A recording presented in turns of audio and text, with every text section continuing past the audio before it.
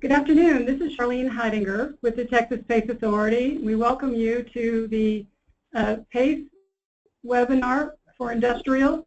We're delighted to focus on how property-assessed clean energy in Texas can be a boon and an asset and a great new tool for members of our industrial community in Texas, or very important industrial community. Would like to thank SECO for helping us put on this webinar today, and Allison Huxville in particular for making it all run so smoothly. And we'd like to thank the Texas Industries of the Future and its director, Kathy Furland, for encouraging us to reach out to industrials and helping us to do this in an effective way. Most importantly, I'd like to thank Chairman Jim Keffer. State Representative Jim Keffer from Eastland is going to be our first speaker. And he is also the sponsor within the House, the Texas House of Representatives of PACE legislation.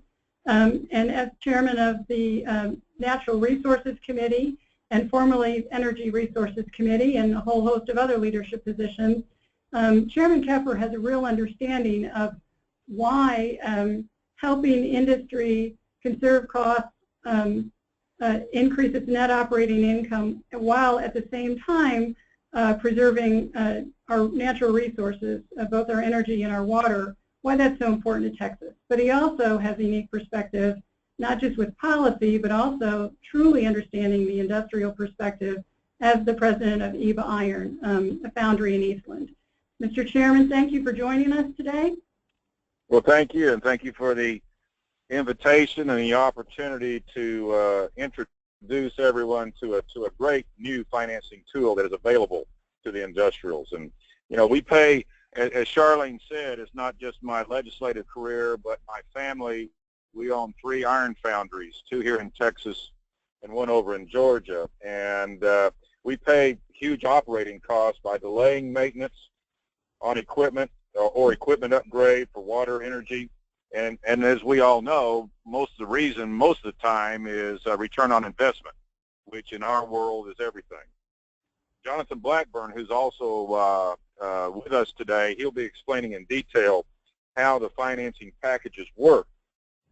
But as Charlene said, I was proud to be the House sponsor. I was proud to get with her very early on, and her explained to me the principles and the opportunities for the people of Texas, to the businesses and the public buildings, how we could save money, we could upgrade, and it's an affordable program, and the long-term financing is there for upgrades on energy, for upgrades on water efficiency.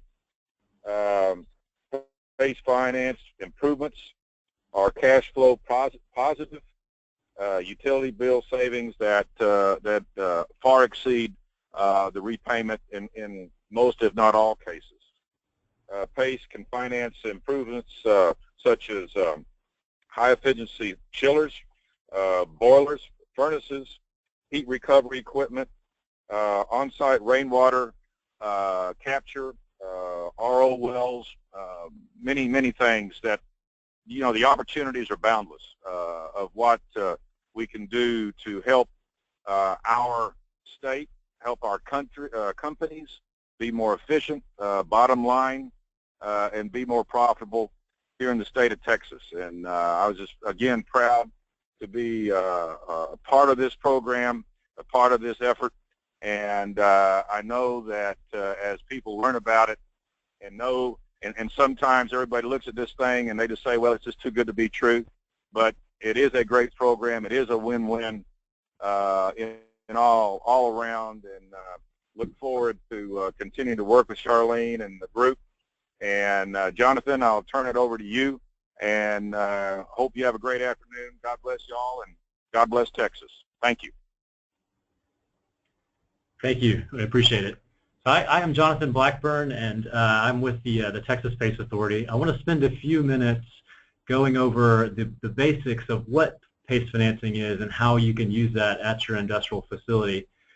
We will be taking questions as well, so if you have questions, there's a place for you to type that question in, and after I'm done with the formal part of the presentation, I'd be happy to answer any questions you might have.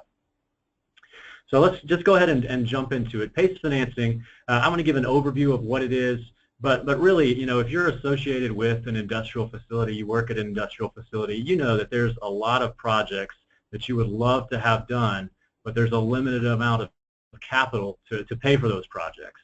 And you know what I want to talk today about is that PACE is a way to see some of those projects get done that otherwise are going to keep getting put off. It is a way of financing these capital projects that traditionally have been hard to justify from the perspective of ROI or simple payback. So simply, what is PACE financing? How do I?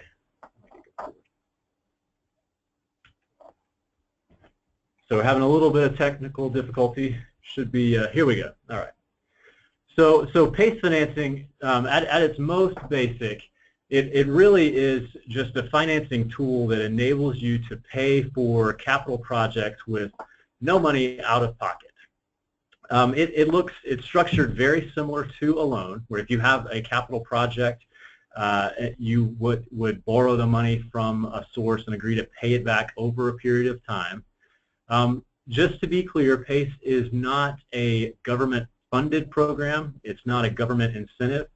The capital for these projects is not coming from the government. It is 100% private financing.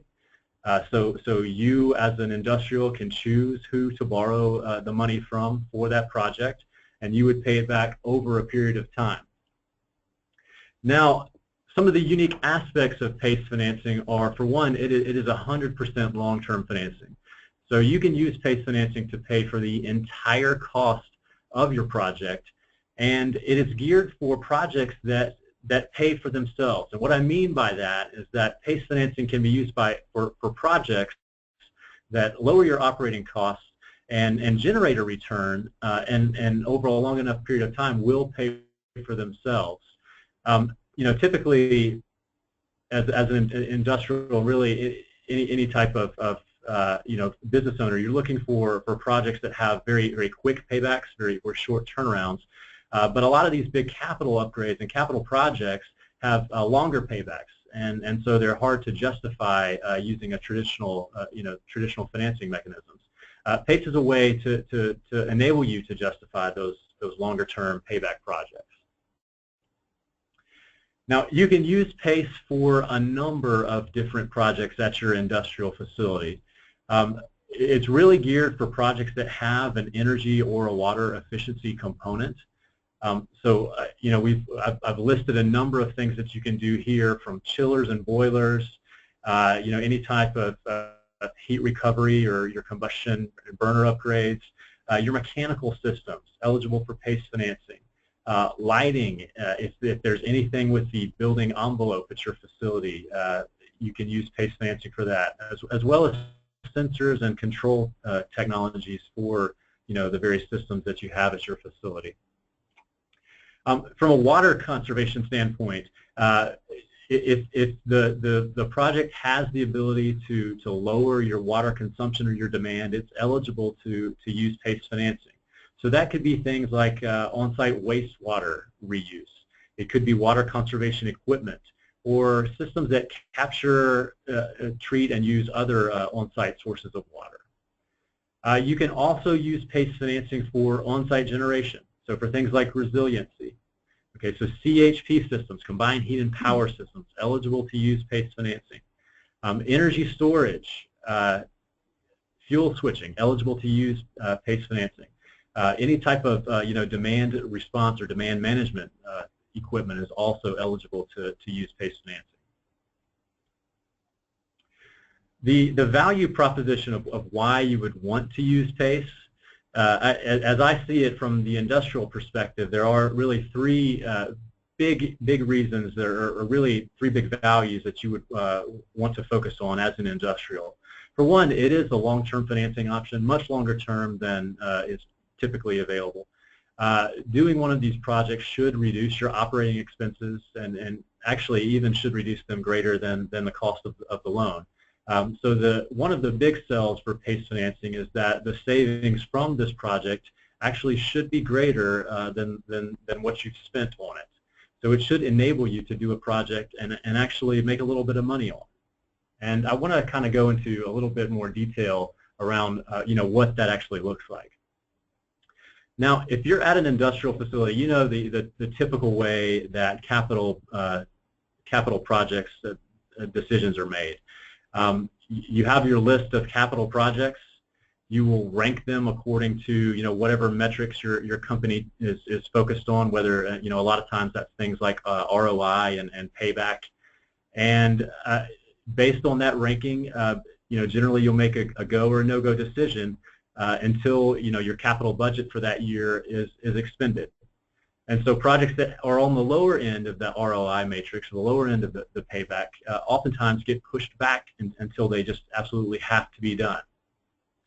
Those are projects that are good projects and things that you want to do at your facility, but really to make them make sense, you have to view them over a much longer time frame. PACE enables you to make those long-term decisions. So the financial concept is pretty simple. When you stretch out the term of the financing, so instead of doing a very short-term financing, doing a much longer-term financing, so a 15-year, a 20-year financing term, something that matches the useful life of the equipment, then what happens is you lower that annual payment. And the idea is that you lower the payment such that it's actually less than what that capital project is saving you every year. And that difference, the delta between what you save and what you're paying every year, it ends up being positive cash flow from the very beginning. So you're actually adding cash to your operating budget. You've reduced your operating expenses by more than the repayment of that loan. I would like to go through an example, just a financial example of the exact same project, what it could look like using PACE financing. So in this scenario, we've chosen some typical numbers for a very standard combined heat and power system.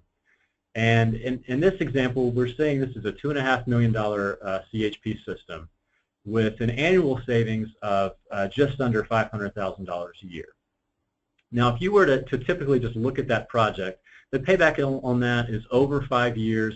It looks pretty good, but in many cases, that's just not going to cut it from an ROI perspective. It's not going to have a quick enough payback or a high enough ROI to actually get done. So what I want to do is compare that system, that exact same system, to two other financing mechanisms. So let's say that you financed it using kind of a conventional financing method. So you use a bank loan for 5 years at 4% with a little bit of a down payment, a 20% down payment. So let's compare that bank loan scenario with a PACE funding scenario. And the PACE funding is a much longer term, 20 years, at a slightly higher interest rate, 6%. So keep in mind, this is the exact same project. You're just viewing it through the lens of different financing options. The first thing, before we get into the hard numbers, I think the cash flows tell the story there. So in this graph, the yellow line represents what happens if you self-fund, if you just pay for the project with cash off your balance sheet or out of your capital projects budget. In that scenario, you do get the full amount of those savings every year, but the problem is that you've dug yourself a hole, over $2 million hole from the very beginning. And that's why it takes so long to pay for itself. You don't break even until over 5 years, and it makes that project very hard to justify. The red line represents the conventional funding scenario. Similar story, but because it's such a short term on the financing, the savings are still less than what you're paying on the loan every year. So that project still it ends up costing you money out of your operating budget for, in this case, it looks like right at 7 years. But let's look at the blue line, the PACE loan option. This scenario, because you've stretched that term out, because this is a 20-year term instead of a short-term financing option, what we've done is we've lowered the payment on that such that it is less than those savings that you're getting every year. It's the only option that enables you to be cash flow positive from the very beginning, to immediately increase your operating budget, and also do a capital upgrade project that you wanted to do. So if we want to look in more detail at just what do some of those financial metrics look like, what I like to tell people is that PACE enables you to not just look at simple payback and ROI as your most important metrics, but rather to take a longer term view of what is this project really going to add to you as a business, as an industrial. And as that graph showed, PACE is the only one that's positive from the very beginning. It's positive the whole way through. But even when you look at the net present value over 10 years and over 20 years, the PACE option is a better option.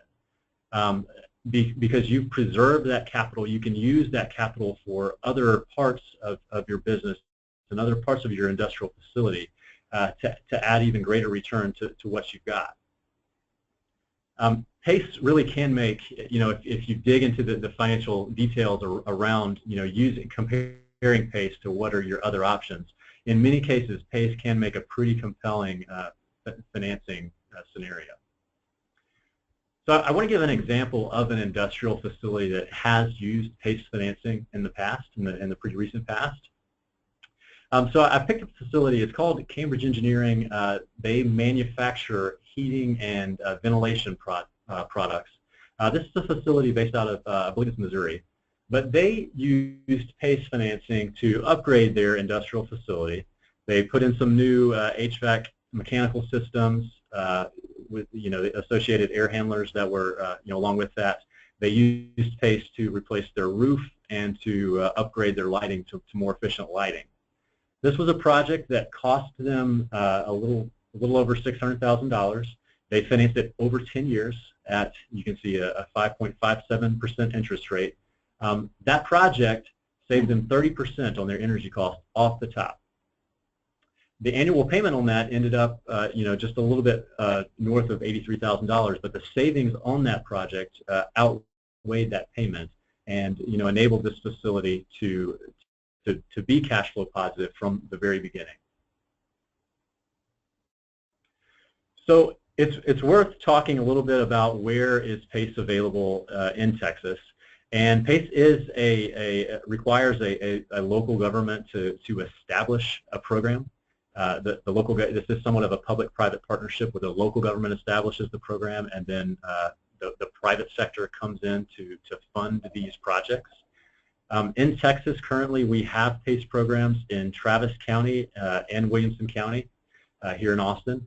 We have programs in the Valley in Cameron and Willacy counties. And the City of Houston also has a program as well. So that's the City of Houston, and it's ETJ, which is a fairly large area around Houston. Programs are being developed in the City of Dallas, Bexar County down in San Antonio, Tarrant County in the DFW area, and Fort Bend, which is in the Katy area down near Houston. We expect those next in line programs to be online in the next maybe 6 to 12 months. And so any facility that's in an area that has a program established is able to take advantage of this PACE financing mechanism. So if you have an industrial facility and you want to know, how do I get started in using PACE, the quickest way, the easiest way is to contact us at the Texas PACE Authority. I've listed our email address and phone number that you can call. We're happy to answer any questions you have and to help connect you with the right folks to get your project started. We will assist you in any way that we can in walking you through that project from beginning to end.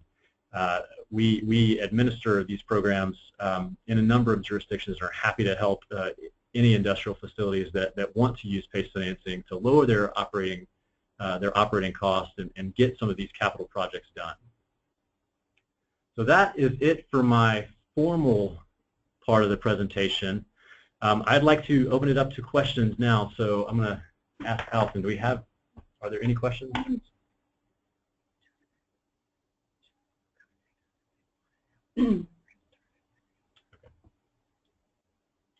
Are you able to speak? One thing I want to mention before we jump into the questions, if you have an industrial facility that is in a location that is not on that list I showed, we are actively working to bring PACE programs to other jurisdictions. And so if you have a facility in a jurisdiction that you would like to use this financing tool, please let us know that, and we would be happy to work with you to get a program started there as well. All right, so questions. Bravo, Mr. Keffer. Thank you for leading the way. And we were asked if we could remind our listeners, it's Jim Keffer, K-E-F-F-E-R, from Eastland. So there's a question, are renewable technologies given priority or preferential rates over other conventional technologies? So PACE is just the financing mechanism, and it is a private financing mechanism.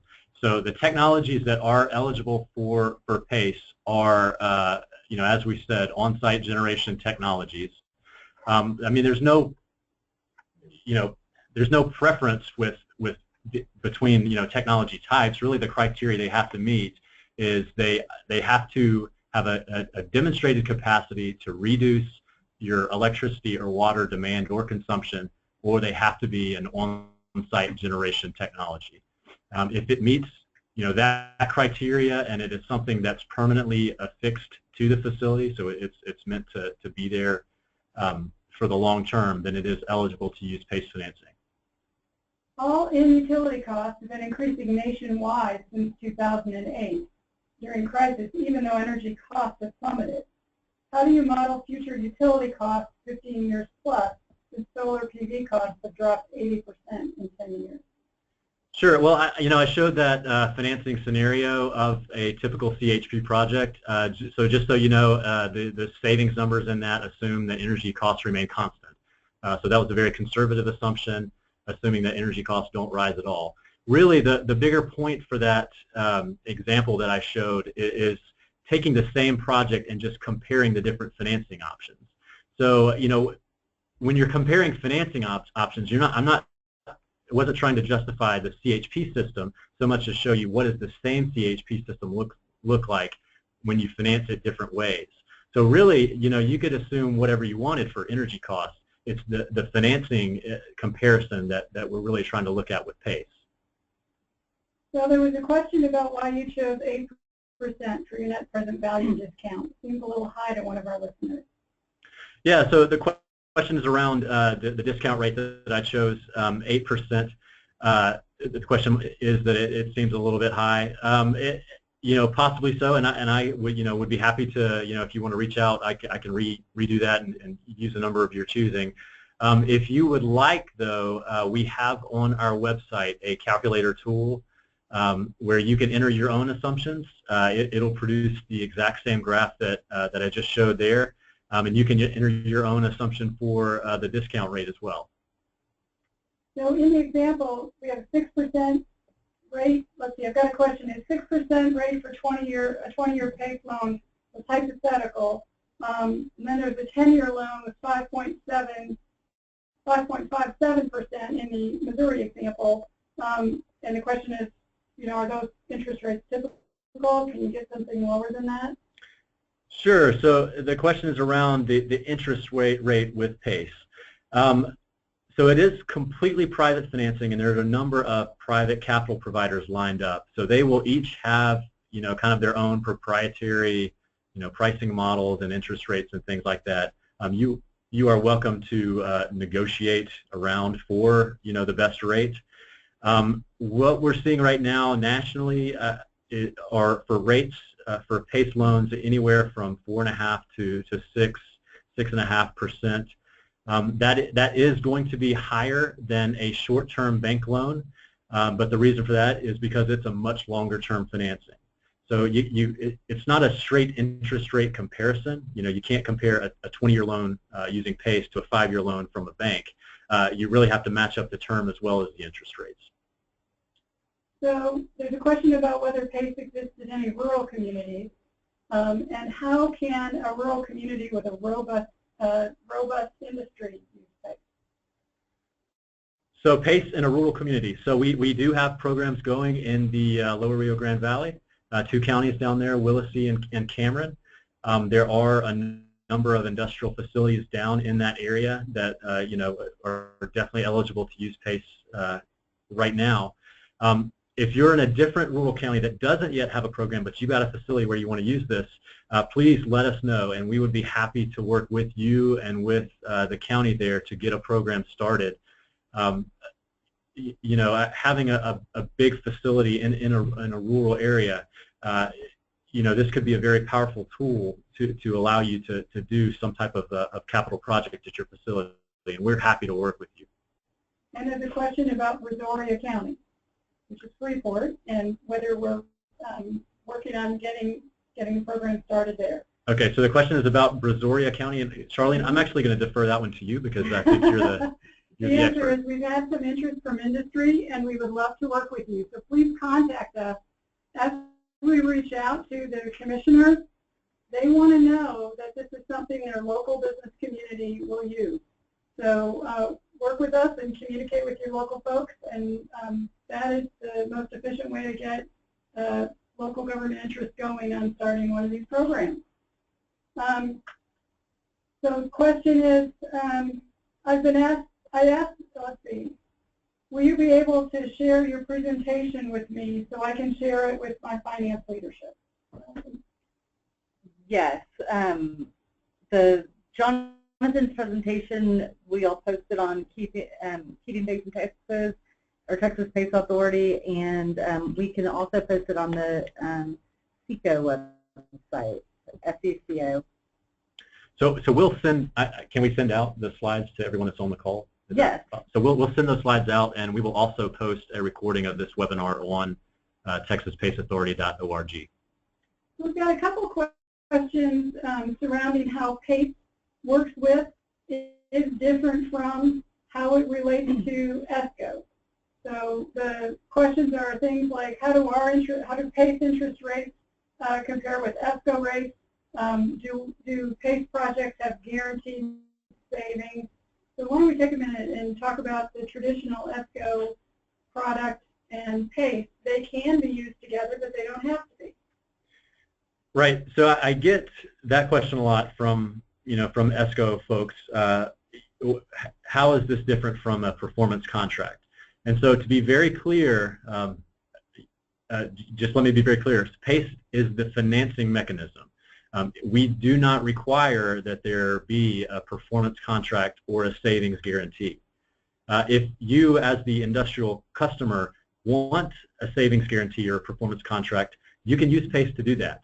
On the other hand, if you don't want the savings guarantee that's associated with that, you don't have to.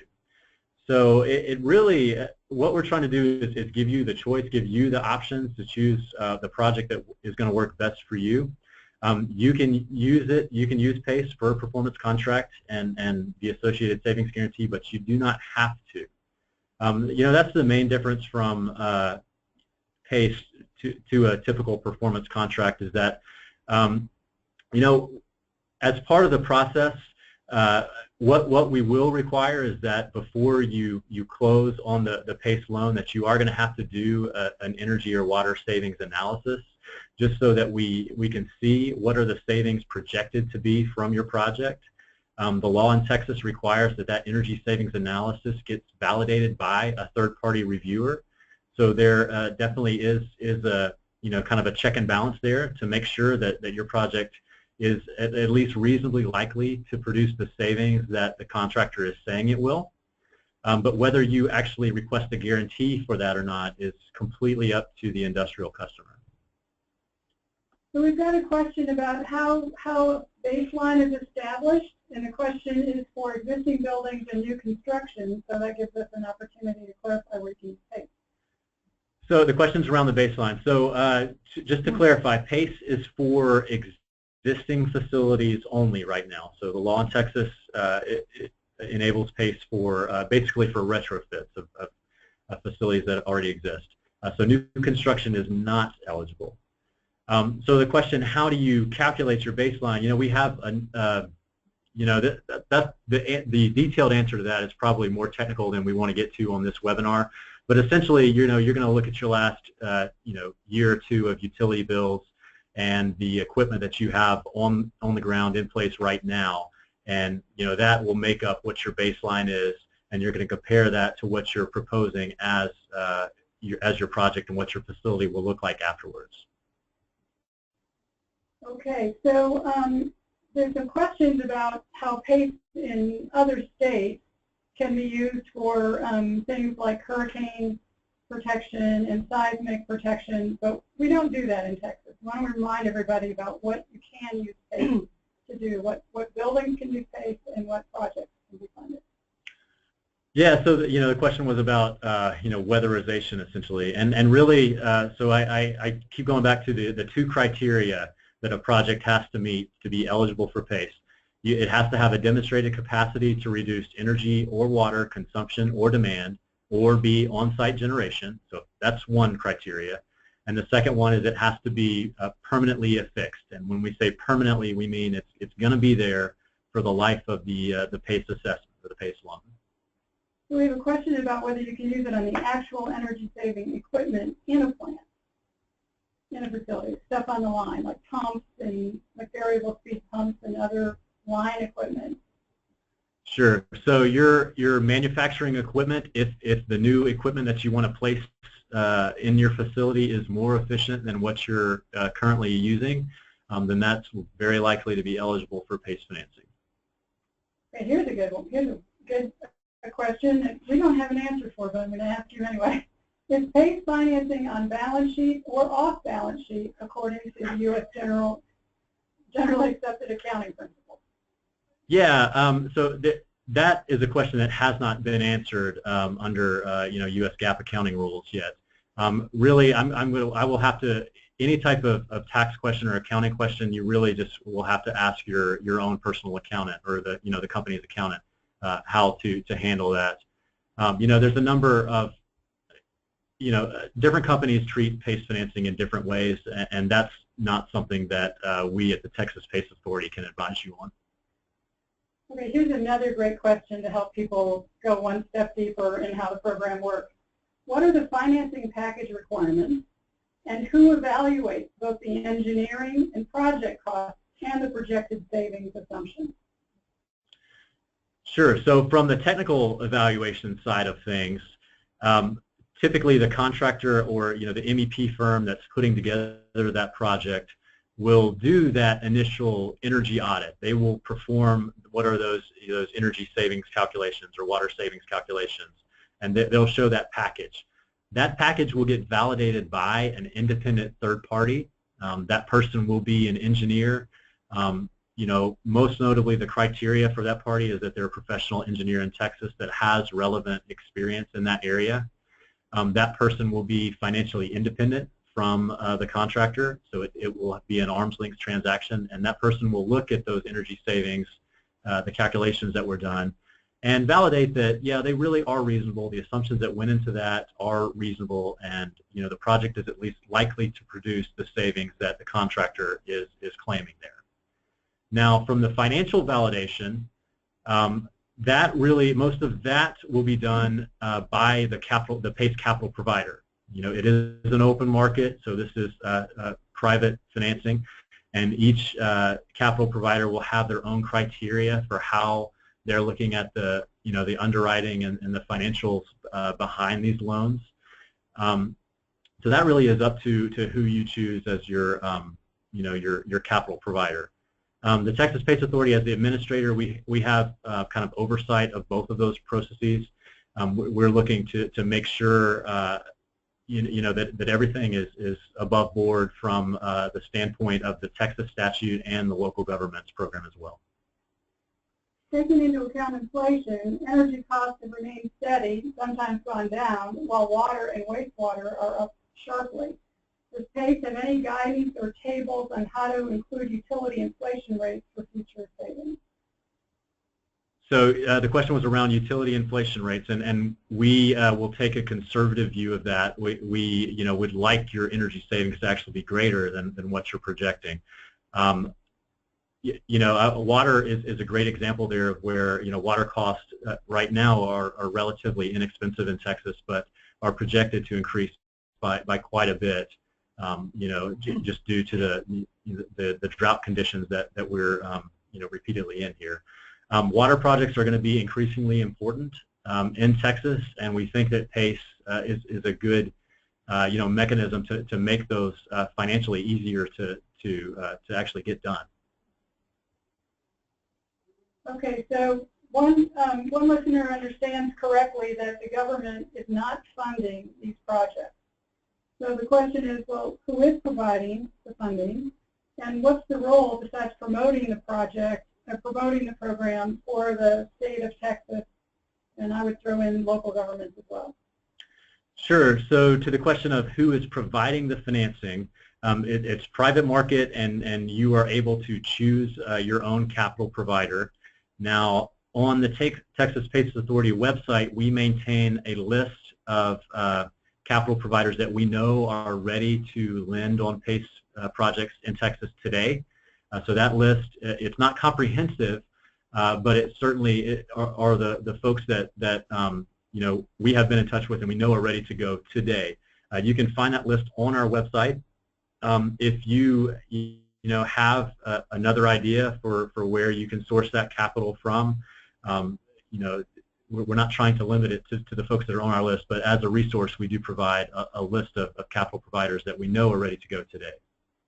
So while this webinar is focused on industrials, what other kinds of properties can you use PACE? Sure. So besides industrials, broadly PACE is available for commercial properties. And typically when you hear commercial properties, you think of office buildings and retail facilities. But commercial properties also include things like multifamily apartment buildings. So those are eligible to use PACE. It also includes agricultural facilities, and it also includes nonprofit facilities. So just to be very clear, nonprofits are eligible to use PACE. So that's churches, private hospitals, private schools. Our first two projects in Travis County actually were both with nonprofits.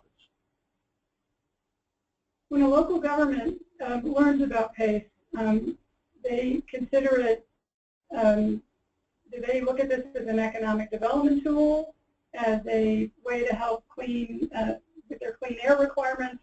What are the benefits to local government? Yeah, and I just realized I didn't answer the what's the government's role, the question earlier, so I can answer both of these at the same time.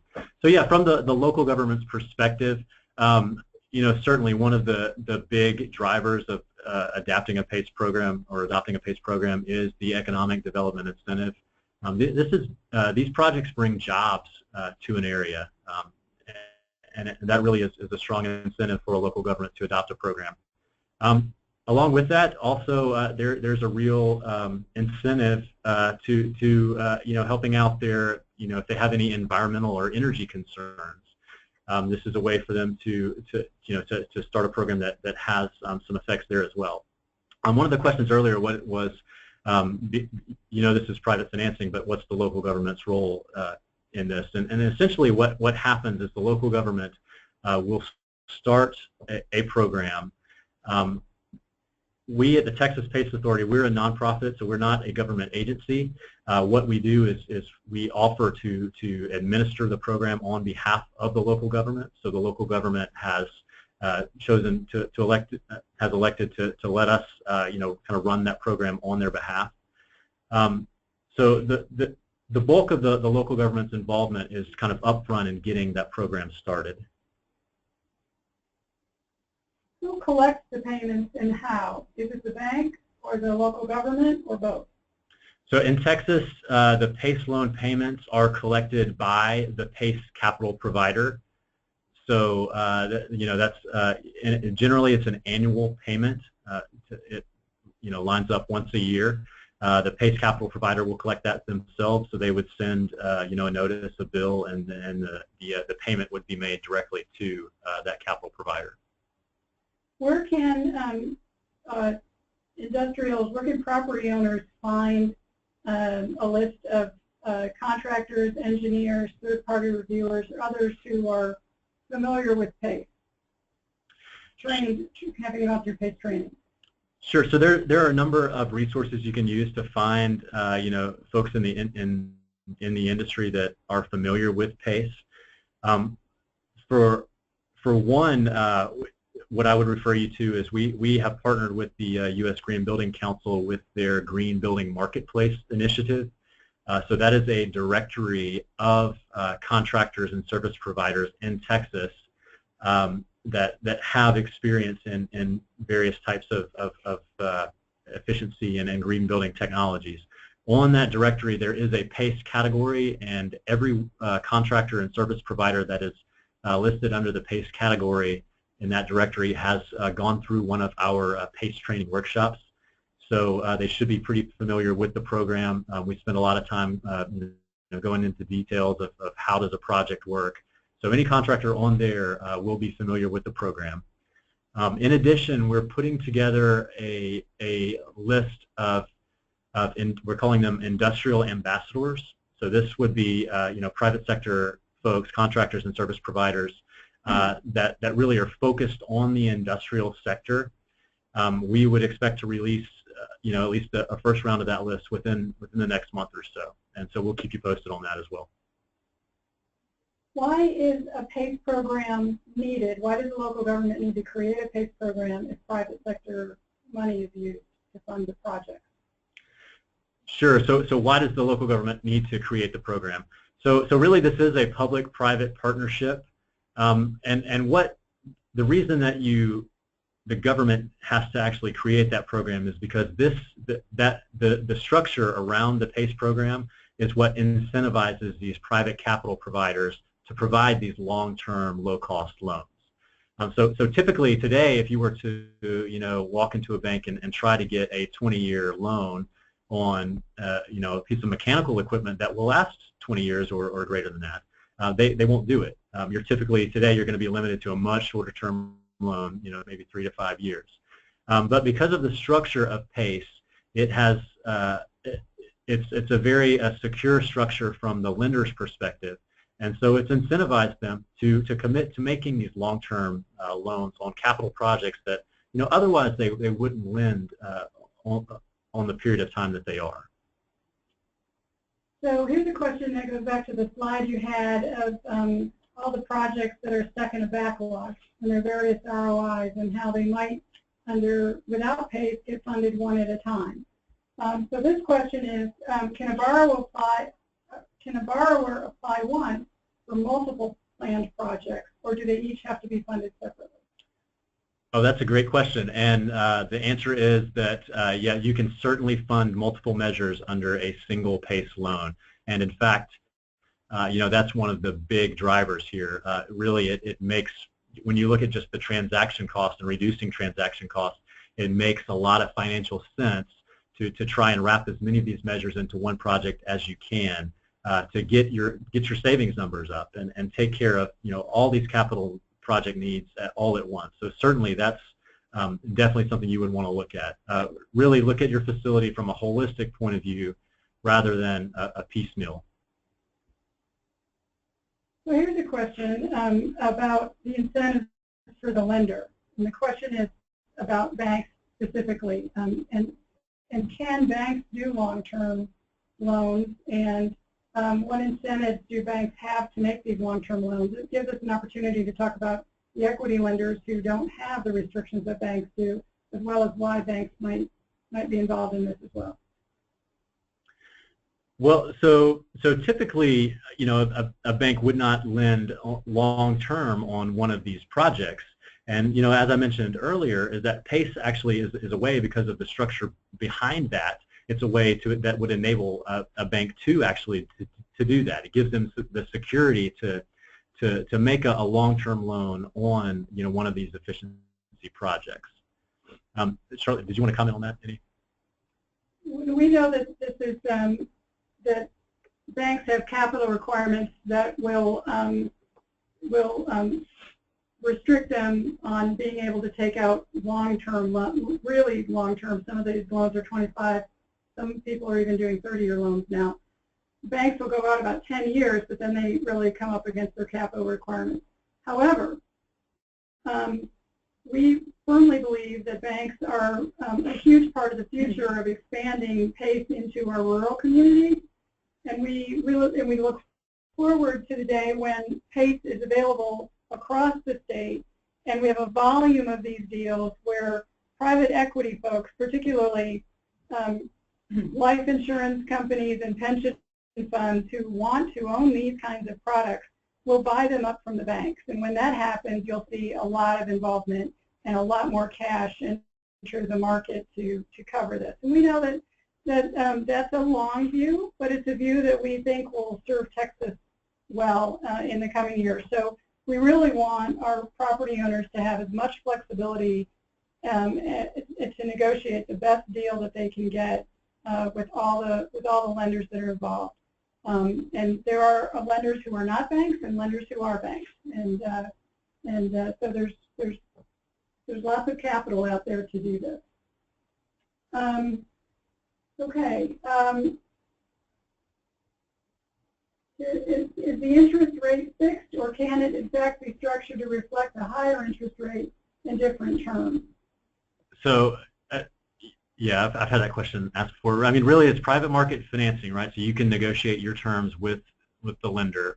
Typically, really, probably every PACE project that's been done in the country, it has been a fixed rate. So that's a much more typical term. You know, any details around really what you're looking for with the financing, it's kind of between you and the private capital provider to negotiate those terms. And here's a question about what are the costs of using a PACE program. So if the local government creates a PACE program and the Texas PACE Authority runs it, there are going to be administrative costs associated with that. And so do these administrative costs outweigh the value of a PACE financing option versus a conventional one? Question is, why would anybody do this?